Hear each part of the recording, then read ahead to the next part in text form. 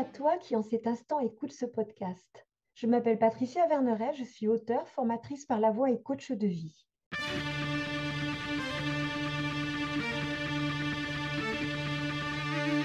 Je t'accompagne avec une pensée du jour sans aucune vérité absolue, mais des invitations. À quoi?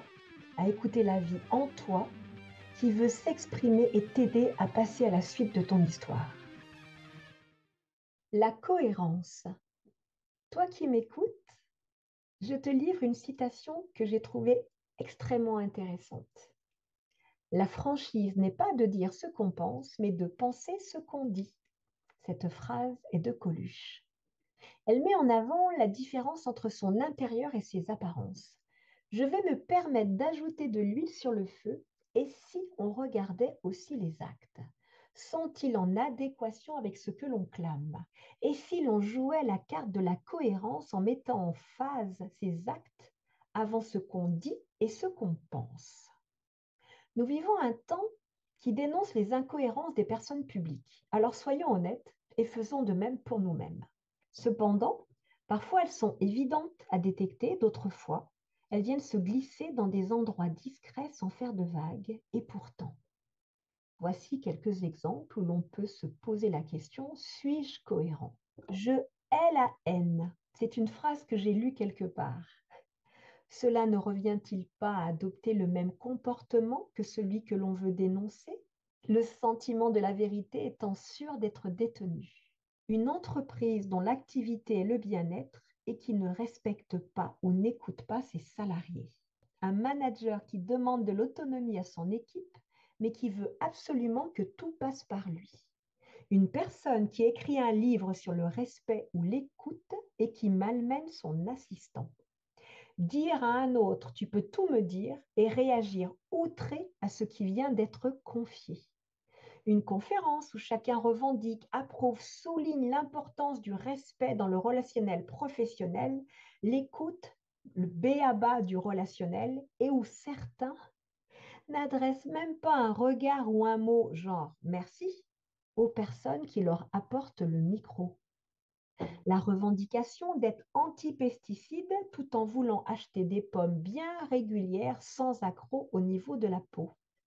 S'inquiéter du manque de confiance en leur avenir des jeunes gens tout en vivant une vie sans prise de risque. Souhaiter une vie sereine et s'énerver, râler régulièrement dans une journée.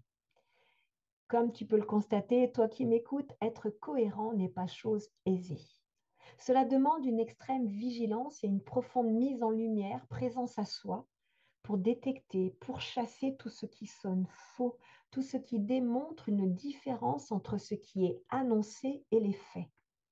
Cela va demander de lâcher prise avec le contrôle dicté par le formatage, d'accepter que des moyens différents puissent être tout aussi efficaces sans se sentir remis en question, c'est-à-dire se sentir coupable ou vouloir culpabiliser l'autre. Cela va demander de faire confiance, de poser des actes qui s'accordent. Ils sont la manifestation de notre intérieur.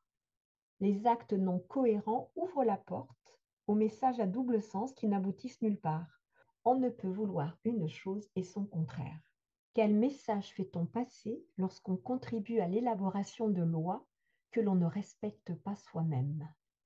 Quel message fait-on passer lorsqu'on utilise la peur pour sécuriser l'autre, le jugement dans l'écoute, la violence pour obtenir plus de respect? Toi qui m'écoutes, n'oublie pas que la communication non verbale compte pour 90%, voire 95%. Alors une question se pose. Quel message souhaitons-nous lancer au monde? Et par effet secondaire, quels actes poser pour que le monde se matérialise en conscience à l'image de nos idéaux? Et si l'on cessait les petits arrangements avec nous-mêmes, tout à fait justifiés selon notre point de vue et totalement inacceptables en jugeant le comportement d'un autre? Faites ce que je dis, pas ce que je fais. Vivre en cohérence, ça commence par quoi? Par être un détective qui va suivre la moindre piste d'incohérence et décider de poser des actes immédiatement, comme par exemple mettre en pratique le conseil qu'on vient de donner à un ami.